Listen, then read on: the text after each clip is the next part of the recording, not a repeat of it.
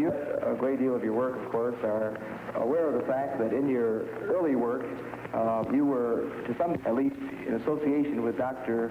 Sigmund Freud. And I know it would be of great interest to many of us to hear a little bit about how you happened to hear of Dr. Freud and how you happened to become involved with some of his work and ideas.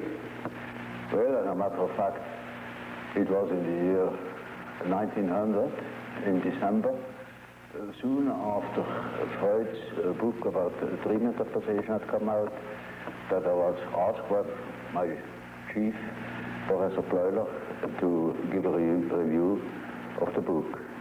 I studied the book very attentively, and I didn't understand many things in it, which weren't clear at all to me.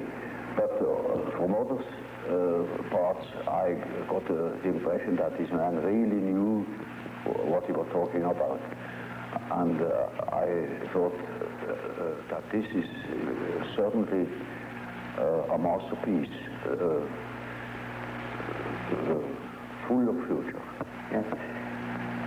I had no idea then of ideas of my own. I was just it was just when I began my career as an assistant in the psychiatric clinic.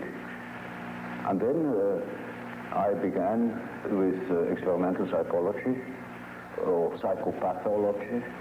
I applied the experimental association method by Wood, and the same that has been applied in Grappelin's psychiatric clinic in Munich.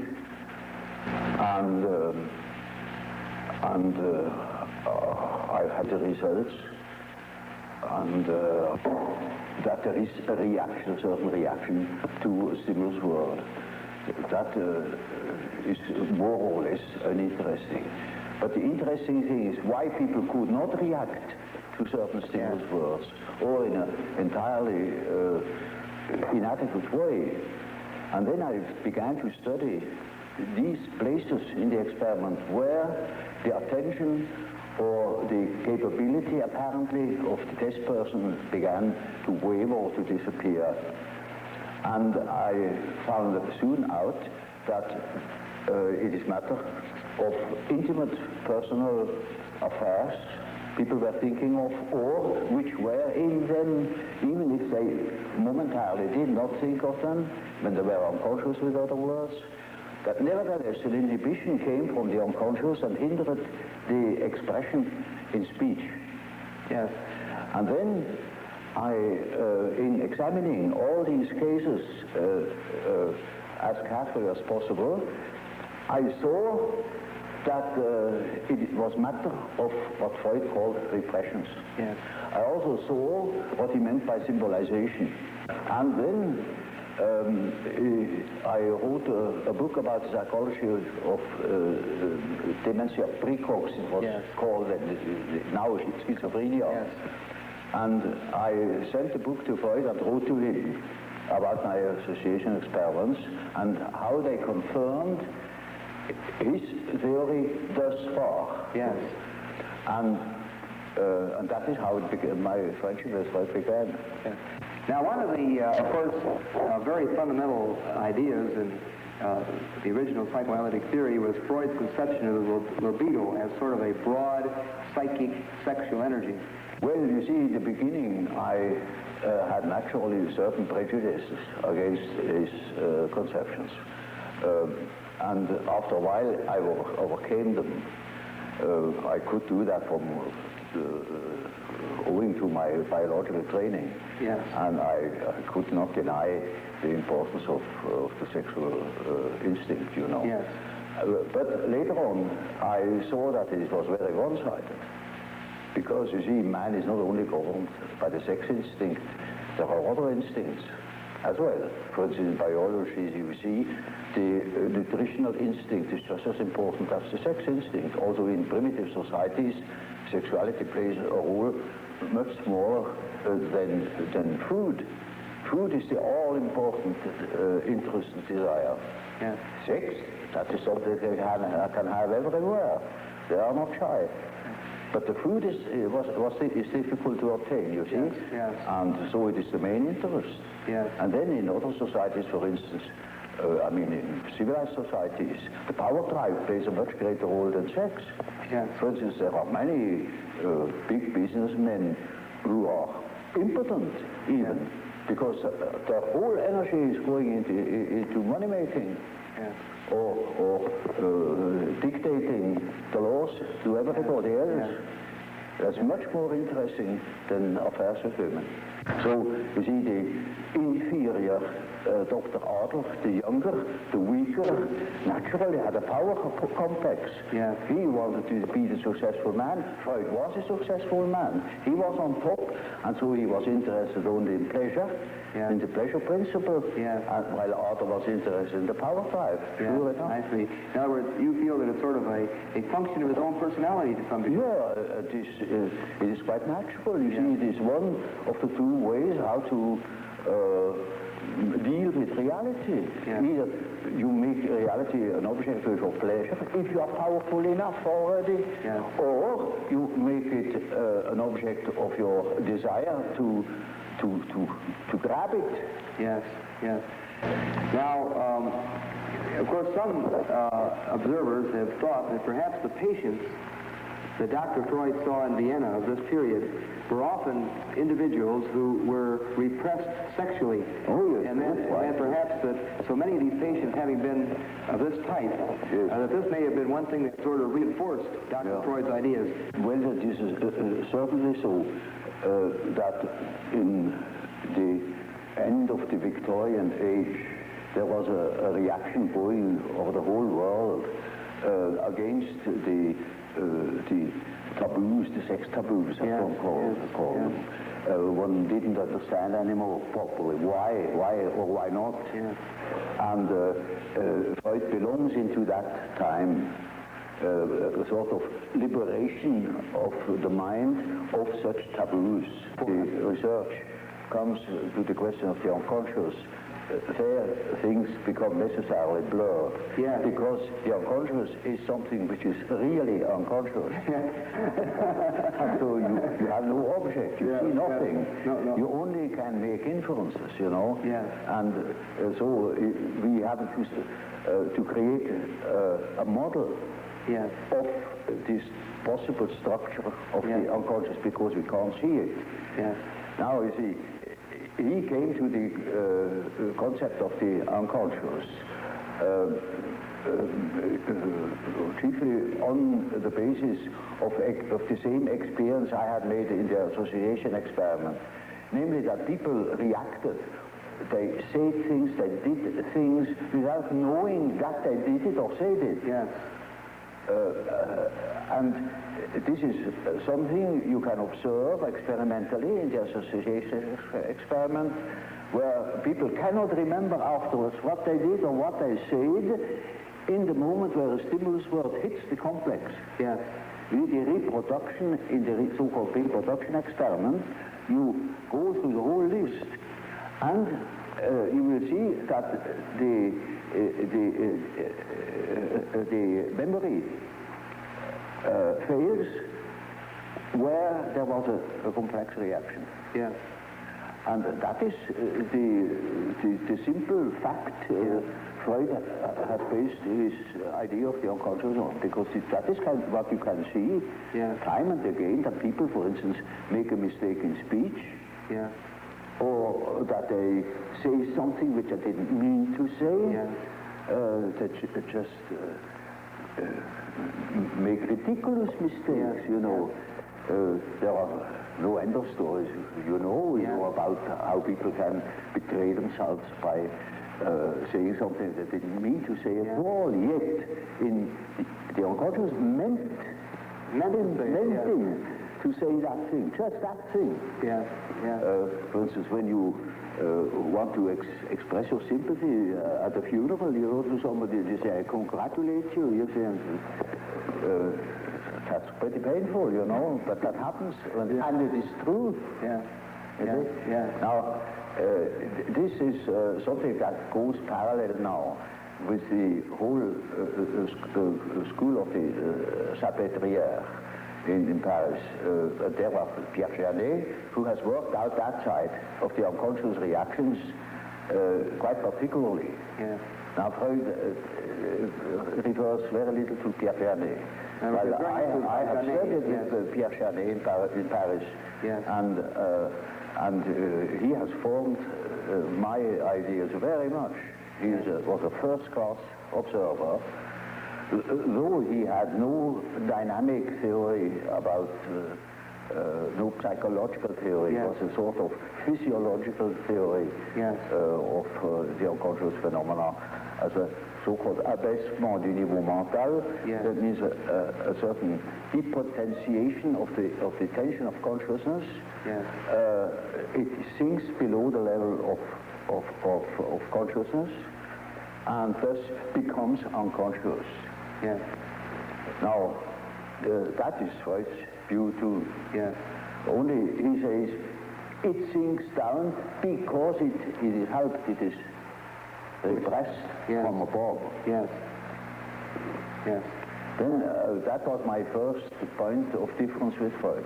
Yes. I say there are cases, in my observation, where there was no repression from above, but the thing itself withdrew. Yes. Those contents that became unconscious had withdrawn all by themselves. Yes. They were not repressed. Yes. On the contrary. Yes. Yes. They have a certain autonomy. There I discovered the concept of autonomy. Yes. And that these contents that disappear have the power to move independently from my will. Either they appear when I want to say something definite, they interfere and say and speak themselves instead of what I wanted to say. Yes. Or they make me do something which I didn't want to do at all. Or they withdraw in the moment where I want to use them. Yes. They suddenly disappear. One of the most extreme views that we have, or one of the very men that you knew around Dr. Freud, we mentioned a moment ago, Otto Rank. He spoke of the birth trauma. He said the actual trauma of being born would leave a very powerful impact on the ego and show itself throughout the life of the person. I should say this is very important for an ego that it is born. Otherwise it wouldn't be. And that is highly traumatic, you know, Yes. when you fall out of heaven. But will you take literally Otto Rank's position of the birth trauma as having, you might say, a psychological effect? Don't you see, this is an event that happens to everybody that exists, that once has been born. So everybody is born, has undergone that trauma, so the word trauma has lost its meaning. I see. So, in other words, it is a general fact, of which you cannot say it is a trauma. Yeah. It is just a fact. yes, yes, I see. You see, because then you cannot observe psychology that hasn't been born. Yes. Only then you could say what the birth trauma is. Yeah. And then, until then you cannot even speak of such a thing. Yeah. It's just a lack of epistemology. Well, Dr. Jung, we've been talking about the early oral level, and as you pointed out, you want to look at it rather literally as sort of a hunger drive or a drive for nutrition. Now, another rather fundamental point in development of the ego, as the more or less orthodox psychoanalytic view follows, is that there is then, this is followed by another critical level, an anal level development. Well, one can use such terminology because it is a fact that children are exceedingly interested in all orifices of the body and they are doing all sorts of disgusting things, you know. Yeah. And sometimes this such a peculiarity keeps on into later life, you know. It is quite astonishing what you can hear in that respect. Now, it is equally true that people who have such preferences also develop a peculiar character. In early childhood, a character is already there. You see, the child is not born tabula rasa, as one assumes. Yes. The child is born at a high complexity. Yes. With existing determinants that never waver for the whole life, and that give the child his character already in the earliest childhood. A mother recognizes an individuality of her child, and so if you observe carefully, you see the tremendous difference even in very small children. And these peculiarities express themselves in every way. So first, the peculiarities express themselves in all childish activities, in the way how it plays, in the things it is interested in. There are children who are tremendously interested in all moving things, and in movement chiefly. All the things they see that affect the body. And so they are interested in what the eyes do, what the ears do, how far you can bore into the nose with your finger, you know. They will do the same with their anus. They will do with their whatever they please with their genitals, you know. These interests express themselves in a typically childish way in children, and later on they express themselves in other peculiarities, which are still the same, but it doesn't come from the fact that they once have done such a thing in childhood. It is the character that is doing it. There is a definite inherited complexity. And if you want to know something about possible reasons, you must go to the parents. So in any case of a child's neurosis, I go back to the parents and see what there is going on, you know, because children have no psychology of their own, literally taken. They are so much in the mental atmosphere of the parents, so much en participation mystique with the parents. Yes. They are imbued by the paternal or maternal atmosphere, and they express these influences in their childish way. So, for instance, take for instance an illegitimate child. They are particularly exposed to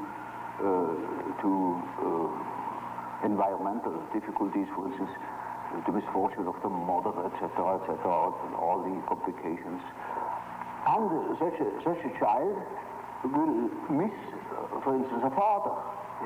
Now, in order to compensate for it, it is just as if we were choosing or nominating a part of their body for a father instead of the father, and they develop, for instance, masturbation. That is very often so with illegitimate children, that they become terribly autoerotic.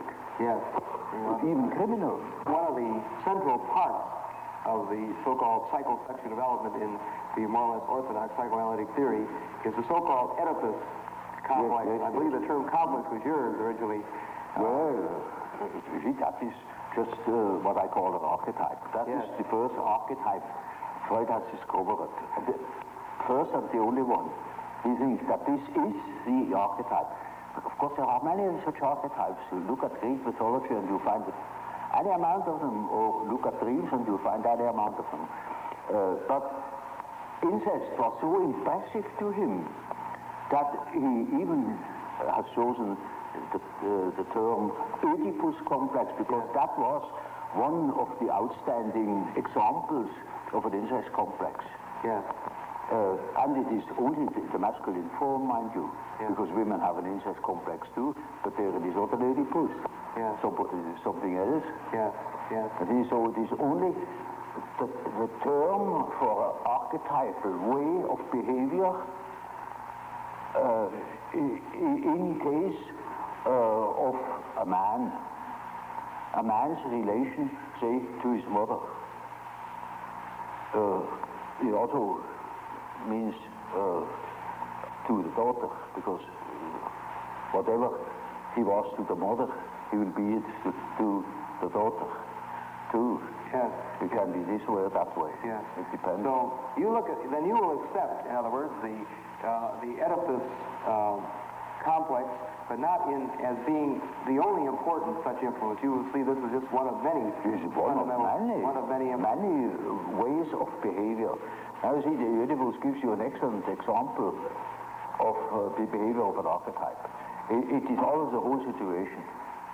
There is a mother, there is a father, there is a son, there is a whole story, how such a situation develops, and to what end it leads finally. Yeah. And that is an archetype. You see, an archetype always is a sort of abbreviated drama. Namely, it begins in such and such a way, it extends to such a complication, and it finds a solution in such a way.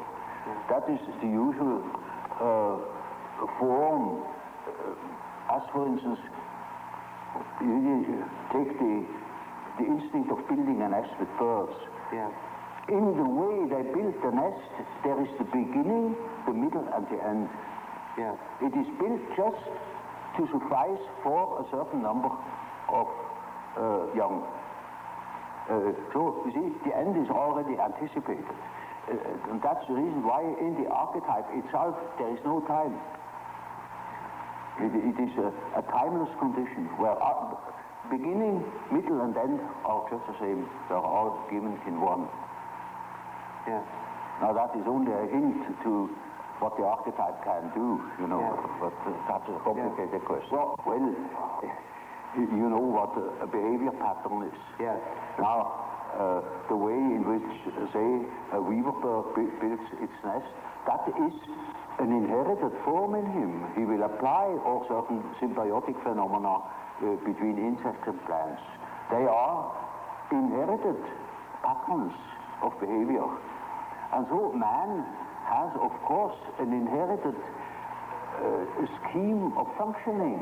You see, his liver and his heart and all his organs and his brain will always function in a certain way, following its pattern. We only have a great difficulty of seeing it because we cannot compare. There are no other similar beings like man that are articulate and could give account of their functioning. If that were the case, we would know, I don't know what. But because we have no means of comparison, we are necessarily unconscious about our own conditions. But it is quite certain that man is born with a certain functioning, a certain way of functioning, a certain pattern of behavior. And that is expressed in the form of archetypal images, of archetypal forms. For instance, the way in which a man should behave is given by an archetype. And therefore, you see, the primitives tell such stories. A great deal of education goes through storytelling. Yes. For instance, they call in a palaver of the young men and to older men perform before the eyes of the younger all the things they should not do. And at the end they say, now that is exactly the thing you shall not do. Another way is they tell them of all the things they should not do. Yes. They tell them, like the Decalogue, thou shalt not. Yes, yes. And that is always supported by mythological tales. Yeah. For instance, our ancestors have done so and so, and so you shall do. Or such a hero has done so and so, and that is your model. Yeah. For instance, the teaching of the Catholic Church, there are several thousand saints, and they show us how, you see, they models and become models, for the individual. And they have their legends, and that is Christian mythology.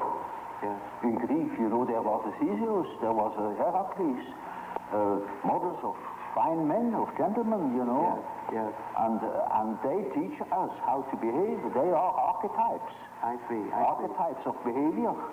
Now, see, the archetype is a force. It has an autonomy. It can suddenly seize you. It is like a seizure. Yes.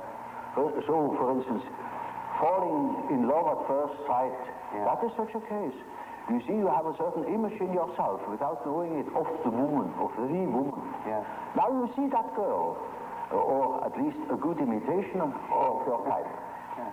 And instantly you get a seizure, and you're gone. Yeah. And afterwards you may discover that it was a hell of a mistake.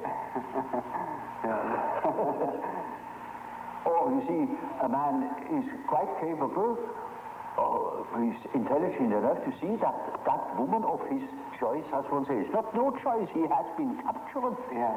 You know, he sees that she is no good at all, that she is a hell of a business. And he tells me so, and he says, for God's sake, doctor, help me to get rid of that woman. He can't. He's like clay in her fingers. And that is the archetype. That is so-called archetype of the anima. Yeah. He thinks it is all his soul. Well, you know, that is a bit complicated, you know. The anima is an archetype form expressing the fact that a man has a minority of feminine or female genes. Yeah. And that is something that doesn't disappear in him. That is constantly present. And it works as a female in a man. Therefore, already in the 16th century, the humanists have discovered that man has an anima. I see. And that each man carries his female with himself, they say it. Yeah. And so you that is not a modern invention. Yeah. So now you see. The same is the case with the animus. That is a masculine image in a woman's mind, which is not sometimes quite conscious, sometimes it is not conscious, but it is called into life the moment that woman meets a man who says the right things. I see. And then because he said it is all true, and he is the fellow. Yeah. No matter what he is. Yeah. So, to infer something, those are particularly well-founded archetypes. Yeah. Those two, and there you can lay hands on the basis, as it were, of the archetype. They are exceedingly well defined. Well, Dr. Jung, we have been discussing in some detail some of the factors in the development of the personality of the individual, and you have very kindly elaborated for us on some of your fundamental concepts. I wonder if you would mind telling us a little bit about how you construe this term, persona. Well, this is a practical concept we need in elucidating people's relation. I noticed with my patients, particularly with people that are in public life, that they have a certain way of presenting themselves. For instance, take the doctor. He has a certain way. For instance, he has good bedside manners, and he behaves as one expects a doctor behaves. He may even identify himself with it and believe that he is what he appears to be. Yeah. He must appear in a certain form, unless people don't believe that he is a doctor. And so when he is a professor, he's also supposed to behave in a certain way so that it is plausible that he is a professor, you know. So the persona is partially the result of the demands society has. And on the other side, it is a compromise with what one likes to be, or with what, or as one likes to appear. Say. Yeah. Take, for instance, a parson. He also has his particular manner, and as corresponding to the general expectation, and he behaves also in another way combined with his persona that is forced upon him by society in such a way that also his fiction of himself, his idea about himself, is more or less portrayed or represented.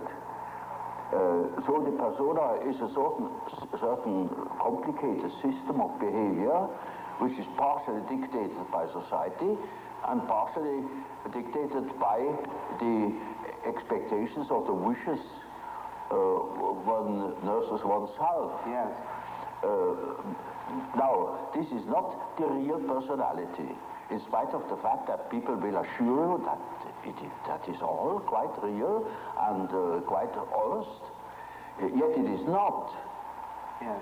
Now, such a performance, or say, the performance of the persona is quite all right as long as you know that you are not identical with the way in which you appear. Yes.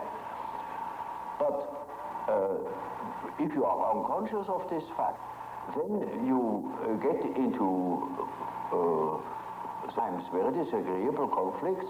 Namely, people can't help noticing that at home, for instance, you are quite different from what you appear to be in public. Yeah. And people who don't know it stumble over it in the end. They deny that they are like that, but they are like that. They are it. And then you don't know, now, which is the real man? Yes. Yes. Is he the man as he is at home or in intimate relations, or is he the man that appears in public? It is a question of Jekyll and Hyde. Yes. Often. It is such occasionally there is such a difference that you would almost be able to speak of the double personality. Yes. And the more that is pronounced, the more people are neurotic. Yes. They get neurotic because they have two different ways. They contradict themselves all the time, and in as much as they are unconscious of themselves, they don't know it. They think they're all one. Everybody sees that there are two. Yeah. And some know him only from one side, so others know him only from the other side. And then there are situations that clash, because the way you are creates certain situations with people in relations, and these two situations don't chime in. They are just dissonances. Yes. Yes. And the more that is the case, the more the people are neurotic. Now, you also use the term self. Yes. Now, the word self, then, would this have a different meaning than, say, ego? Oh, yes, oh, quite, oh, yes.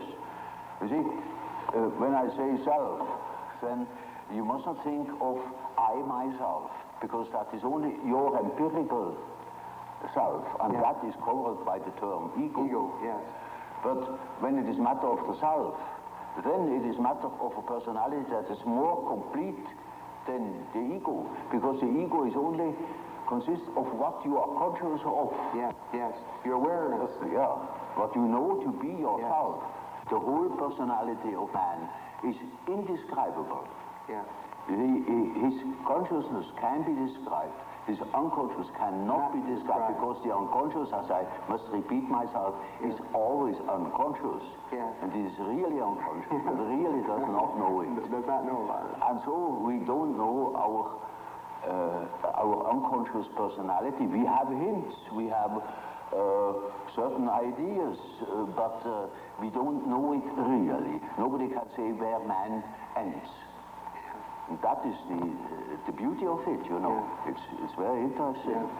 Yeah. The unconscious of man can reach God knows where. There we are going to make discoveries. Yeah, yeah. Now, another set of ideas center around the terms introversion and extroversion. It is simply practical, because there are certain people who definitely are more influenced by their surroundings than by their own intentions. While there are other people who are more influenced by the subjective factor. Now you see, the subjective factor, that's very characteristic, was understood by Freud as a sort of pathological autoerotism. Yes, yes. Now this is a mistake. You know, we have, the psyche has two conditions, two important conditions. The one is the environmental influence, yes. and the other is the given fact of the psyche as it is born. The psyche is by no means tabula rasa. We are a definite mixture and combination of genes. Yeah. And they are there from the very first moment of our life. And they give a definite character, even to the little child. And that is the subjective factor, looked at from the outside. Now, if you look at it from the inside, Yes. then it is just so as if you would observe the world. Yes. When you observe the world, you see people, you see houses, you see the sky, you see tangible objects. But when you observe yourself within, you see moving images. Yes. A world of images, Yes. generally known as fantasies. Fantasy. Yet these fantasies are facts. You see, it is a fact that a man has such and such a fantasy. And it is such a tangible fact, for instance, that when a man has a certain fantasy, another man may lose his life. Yes. Or a bridge is built. Yes. These houses were all fantasies. Yes. Everything you do here, all of houses, everything was fantasy to begin with. And fantasy has a proper reality. That is not to be forgotten. Fantasy is not nothing. It is, of course, not a tangible object, but it is a fact, nevertheless. It is, a form of energy. Yeah. Despite the fact we can't measure it. Yes. It is a manifestation of something. Yes. And that is a reality. That is just a reality as, for instance, the peace treaty of Versailles or something like that. It is no more. You can't show it. Yes. But it has been a fact. Yes.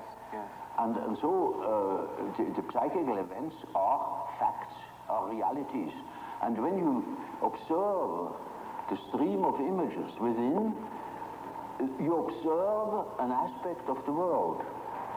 Yes. Of the world within.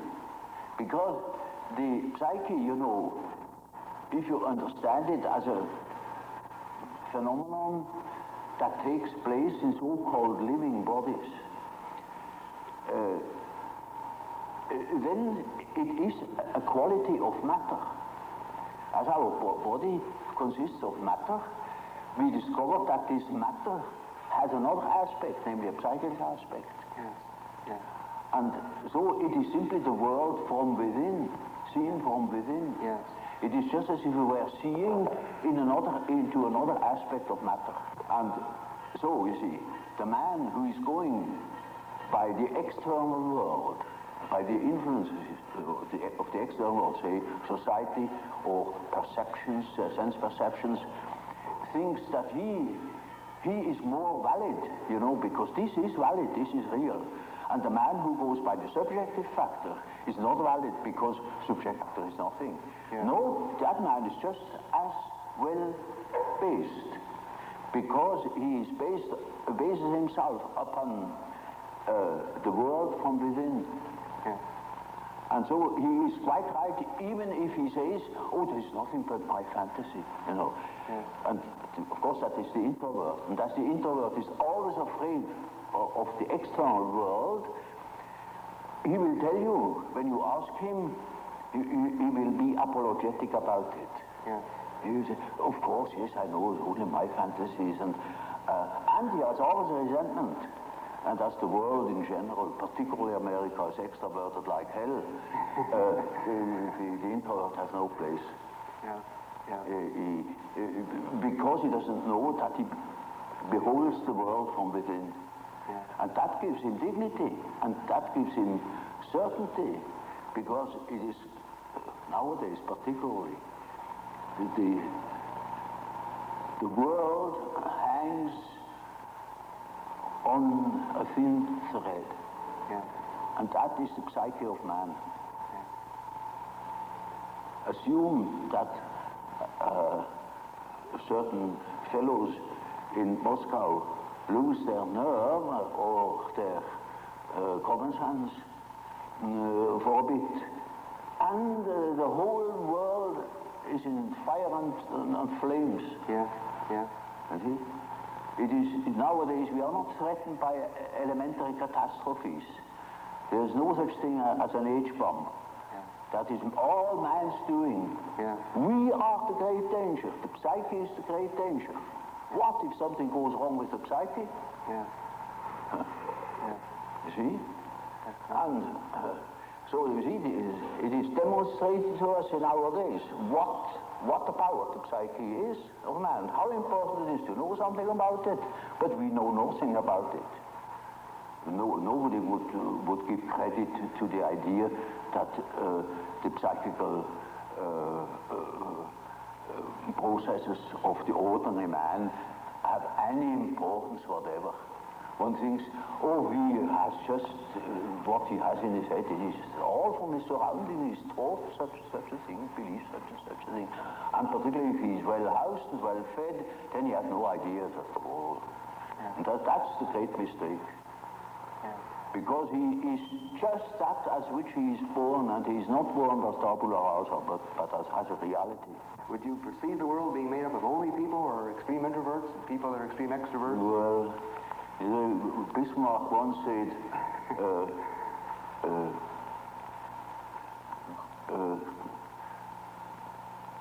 God may protect me against my friends. With my enemies, I can deal myself alone. You know how people are. They catch a word, and then everything is schematized along that word. There is no such thing as a pure extrovert or a pure introvert. Yeah. Such a man would be in the lunatic asylum. Those are only terms to designate a certain penchant, a certain tendency. For instance, the tendency to be more influenced by environmental influences or more influenced by the subjective factor. That's all. Yeah. And you see, there are people who are very well balanced and are just as much influenced from within as they are from without, Yeah. or just as little. Yes. Yeah. And so with all the finer classifications, Yeah. they are only sort of point de repère, points for orientation. My whole scheme of typology is merely a sort of orientation. Namely, there is such a factor as introversion, there is such a factor as extraversion. The classification of individuals means nothing at all. This is only the instrumentarium for the practical psychologists to explain, for instance, a husband to a wife, or vice versa. For instance, it is very often the case, one could almost say, it is almost a rule, but I don't want to make too many rules in order not to be schematic, that an introvert marries an extrovert for compensation, or another type marries the counter type to complement himself, for instance. Well, Dr. Jung, of course, tied in with your typology and quotation marks of introversion, extroversion, we, of course, know of your concepts of thinking, feeling, sensation, and intuition. Well, there is quite a simple explanation of these terms, and it shows at the same time how I arrived at such a typology. Namely, sensation tells you that there is something. Thinking, roughly speaking, tells you what it is. Feeling tells you whether it is agreeable or not, to be accepted or not, accepted or rejected. Yes. And intuition, now there is a difficulty. Yes. You don't know ordinarily how intuition works. So when a man has a hunch, you can't tell exactly how he got at that hunch or where that hunch comes from. it is something funny about intuition. I will tell you a little story. I had two patients. The man was a sensation type, and the woman was an intuitive type. Of course, they felt attraction. And so they took a little boat and went out to the Lake of Zurich. And there were those birds that dive after fish, you know. Yeah. And then after a certain time they come up again, and you can't tell where they come up. And so they began to bet. Who was the first to see the bird? Now, you would think that the one who observes reality very carefully, the sensation type, would of course win out. Yeah. Not at all. The woman won the bet completely. Yeah. She was beating him on all points. Yeah. Because by intuition she knew it before. I see. Now, how is that possible? Yeah. Well, sometimes, you know, you can really find out how it works by finding the intermediate links. You see, it is a perception by intermediate links, and you only get the result of that whole chain of associations. Yes. Sometimes you succeed in finding out, but more often you don't. So my definition is, intuition is a perception by ways or means of the unconscious. That is as near as I can get. Now this is a very important function, because when you live under primitive conditions, a lot of unpredictable things are likely to happen. And there you need your intuition, because you cannot possibly tell by your perceptions, by your sense perceptions, what there is going to happen. For example, more specifically, what would be an example or a difference between an intuitive extrovert and an intuitive introvert? Well, you know, you have chosen a somewhat difficult case, you know, because one of those difficult types is the intuitive introvert. Yeah, you know. I have. The intuitive extrovert you find among hunters, bankers, gamblers. Yes. That is quite understandable. Yeah. But the introvert the introverted variety is more difficult, because he has intuitions as to the subjective factor, namely the inner world. Yeah. And of course that is now very difficult to understand, because what he sees are most uncommon things, and he doesn't like to talk of them if he's not a fool, because he would spoil his own game by saying what he sees, because people won't understand it. Yeah. For instance, once I had a young woman, about 27 or 8, and her first words were, when I had seated her, he said, "You know, doctor, I come to you because I have a snake in my abdomen." I said, "What?" He said, "Yes, a snake, a black snake, coiled up right in the bottom of my abdomen." And I must have made a rather bewildered face at her.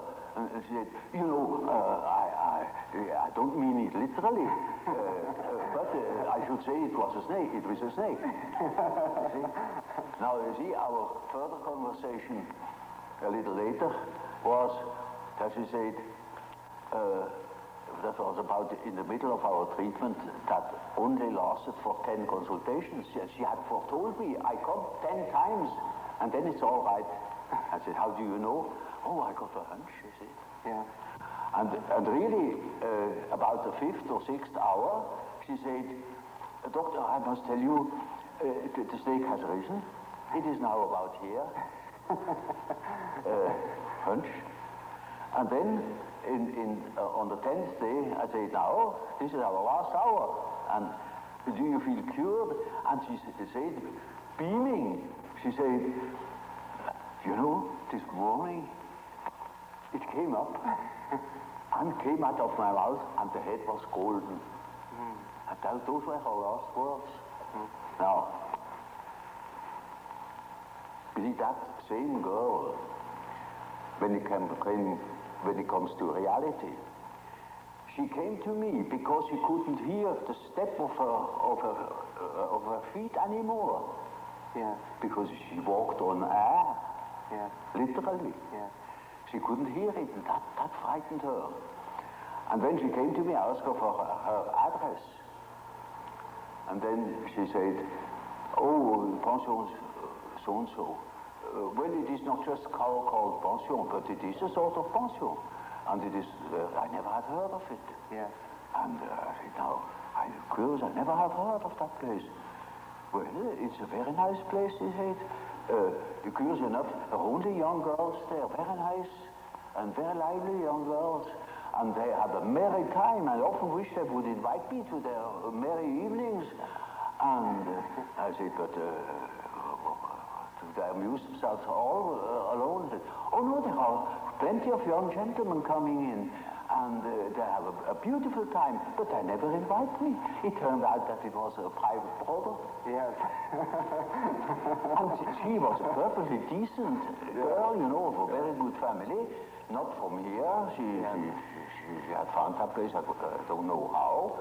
And she was utterly unaware that those were all prostitutes. I said, for heaven's sake, you fell into a very dark place. You hastened to get out of it.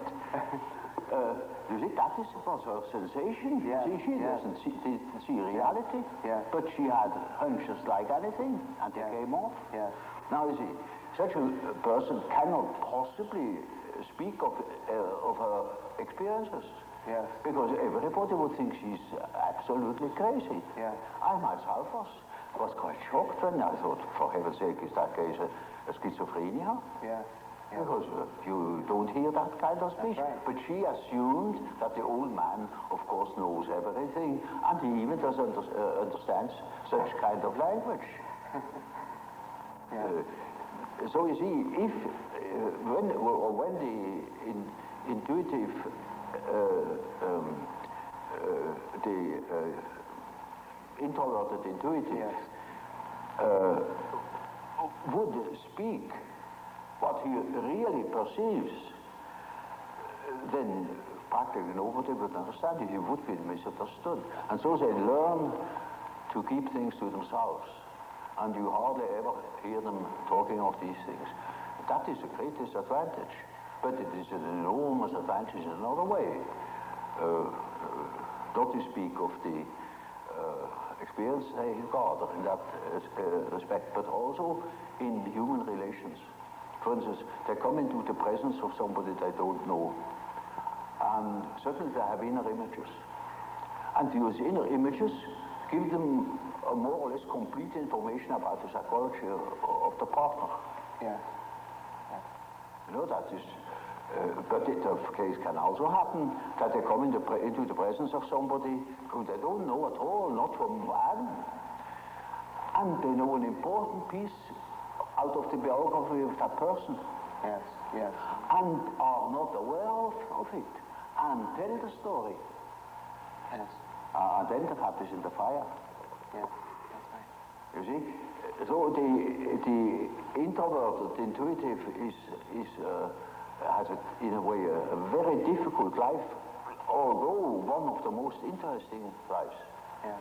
But it is difficult often to get into their confidence. It's just a sort of a skeleton to which you have to add the flesh, or say it is a country mapped out, you know, by triangulation points. And that doesn't mean the country consists of triangulation points. Yeah. That is only in order to have an idea of the distances. Yeah. And so it is a means to an end. It only makes sense, such a scheme, when you deal with practical cases. Well, I told you that case of that intuitive girl. Yeah, yeah. Who suddenly came out with the statement that she has a black snake in the belly. Yeah, yeah.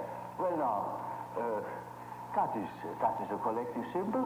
Yeah. That is not an individual fantasy. That is a collective fantasy. Collective, yeah. That is well known in India. Yeah. Well, she has nothing to do with India, but we have it too. It was generally human. Yeah. But it's entirely unknown.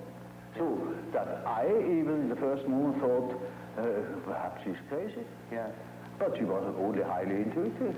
Yeah. It is in India known. It is the basis of a whole philosophical system of Tantrism. Yeah. This is Kundalini. Yeah. Kundalini serpent. I see. You see? And that is something known to some few specialists. Yeah. Generally, it's not known that we have a serpent in the abdomen. Yeah. Yeah. But that is a collective, you see, Yeah, that is a yeah, collective yeah. dream Yeah. or a collective fantasy. Yeah. It may be, you know, that what the unconscious has to say is so disagreeable that one prefers not to listen. Yeah. And in most cases, people would be probably less neurotic if they could admit the things. Because these things are always a bit difficult or disagreeable or inconvenient or something of the sort. So there is always a certain amount of repression. But that is not the main thing. Not the main thing is that they are really unconscious. Yes. And you see, if you are unconscious about certain things that ought to be conscious, then you are dissociated. I see. And then you are a man whose left hand never knows what the right is doing.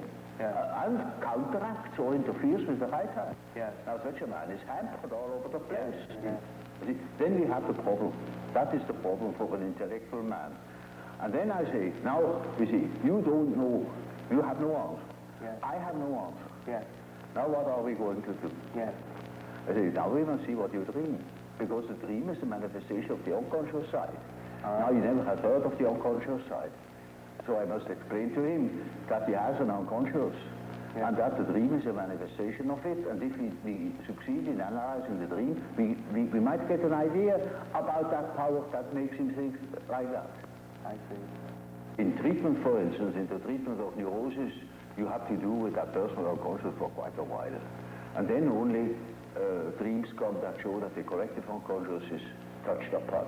Now, as long as there is material for personal nature, you have to deal with the personal unconscious. Yes. But when you get to, say, to a question, to a problem, which is no more merely personal, but also collective. You get collective dreams. Yes.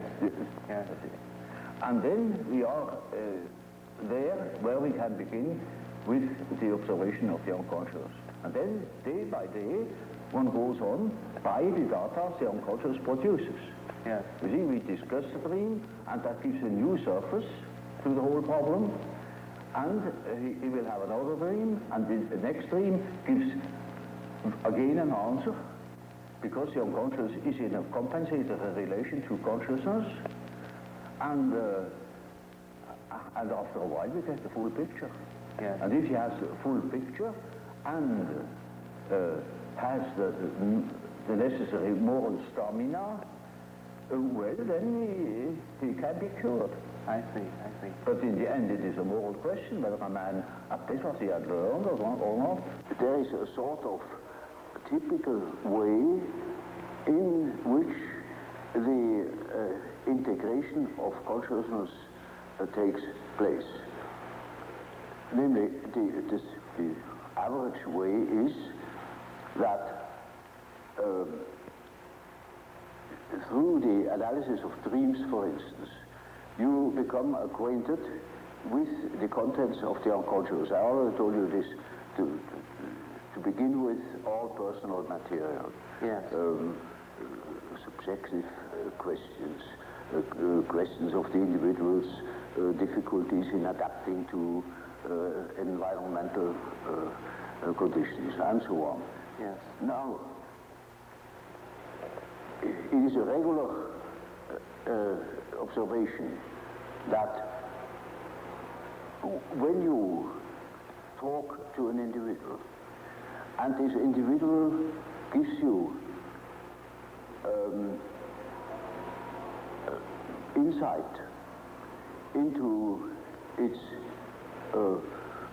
inner preoccupations, interests, emotions, in other words, hands over his personal complexes, then you get slowly and nilly-willy into the situation of a sort of authority. Yeah. You become a point of reference. You know you are in possession of all the important items in a person's development. I remember, for instance, I analyzed a very well-known American politician, and he told me, any amount of the secrets of his trade. And suddenly he jumped up and said, "By God, what have I done? You know, you get $1 million for what I have told you now." I said, "Well, I'm not interested. You can sleep in peace. I shall not betray you. I forget it within a fortnight." Now, you see, that shows that the things people hand out are not merely indifferent things. When it comes to something important, emotionally important, then they hand out themselves. They hand out a big emotional value, as if they were handing over a large sum, as if they were trusting you with the administration of their estate. Yes. And they're entirely in your hands. Yes. Often, I hear things that could ruin those people utterly if it's perfectly known. Or it would give me, if I should have any blackmailing tendencies, unlimited power to blackmail them. Now, you see, that creates an emotional relationship to the analyst. And that is what Freud called the transference. Yes. Which is a central problem of analytic psychology.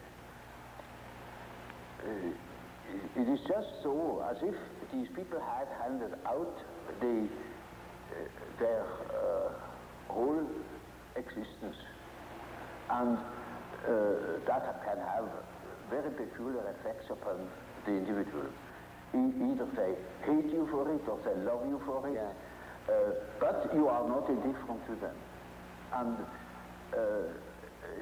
there is then a sort of emotional relation between the patient and the doctor. Yes. Now, when you hand out such materials, then these contents are associated with all the important persons in the life of a patient. Now, the most important persons are usually father and mother. Yeah. That comes up from childhood. The first troubles are with the parents as a rule. So, in handing over your infantile memories about the father or about the mother, you hand over also the image of father and mother. Then it is just as if the doctor had taken the place of the father, even of the mother.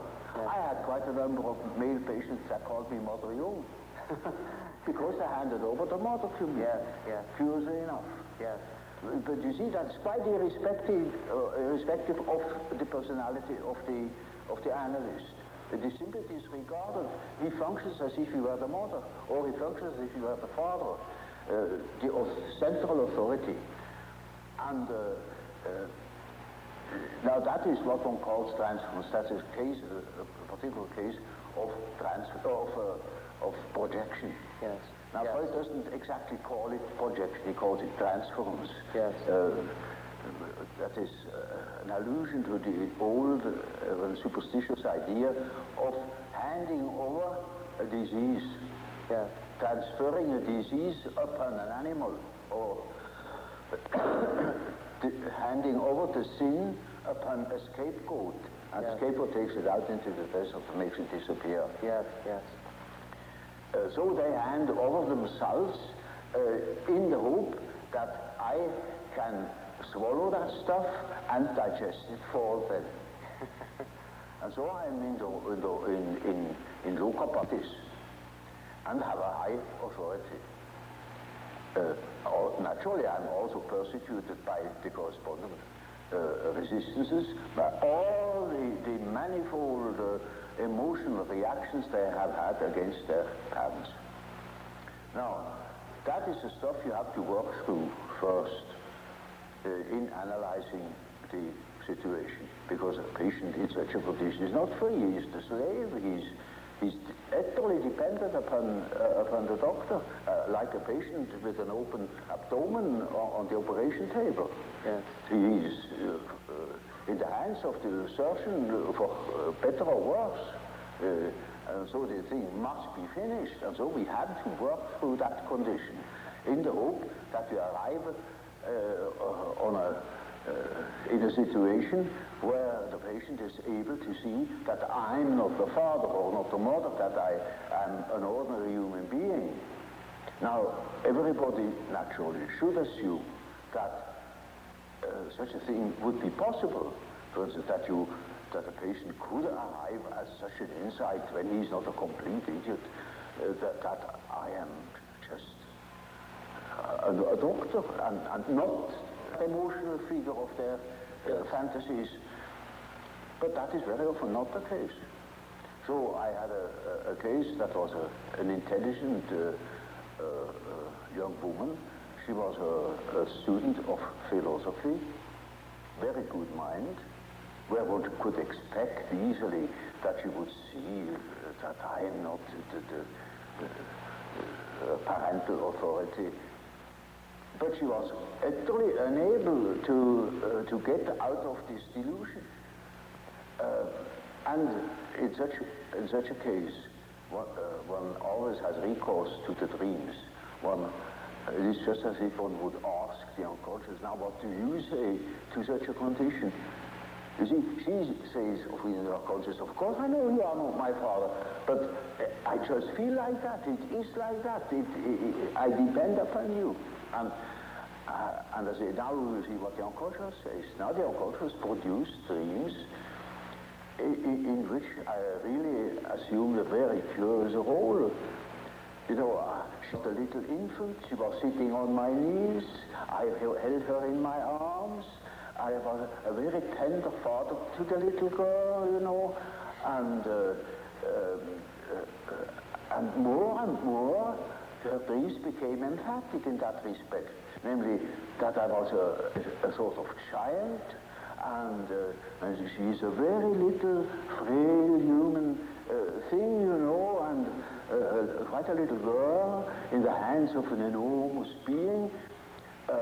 And the last dream of that series was, I cannot tell you all the dreams, was that it was out in nature. I stood in a field of wheat, an enormous field of wheat that was ripe for harvest. And I was a child. And I held her in my arm like a baby. And the wind was blowing over that field of wheat. Now, you know, when the wind is blowing over wheat field, these waves in the wheat field. Yes. And with these waves, I swayed like that, putting her as if it were to sleep, you know. And she felt as being in the arms of the Godhead. Mm-hmm. And I thought, now the harvest is ripe. Yeah. And I must tell her. And I told her, you see, what you want and what you project into me, because you are not conscious of it, is you have the idea of a deity. You don't possess. Therefore, you see it in me. Yes. That clicked. Because, you know, she had a rather intense religious education. Of course, it all vanished later on. Yes. And something disappeared from her world. The world became merely personal, and that religious conception of the world was non-existent apparently. But you see, the idea of a deity is not an intellectual idea. It is an archetype. It's an archetypal idea. Therefore, you find it practically everywhere under this or another name. You know, even if it has the name Mana, it is an all-powerful, extraordinary effect or quality, even if it's not personal at all. And so she suddenly became aware of an entirely heathenish image. Yes. That comes fresh from the archetype. She had not the idea of a Christian God or of an Old Testament Yahweh. It was a heathenish God. You see, a God of nature, of vegetation. He was the wheat himself. He is the spirit of the wheat, the spirit of the wind. And she was in the arms of that Newman. No. Now, that is the living experience of an archetype. Now, that made a tremendous impression upon that girl, and instantly it clicked.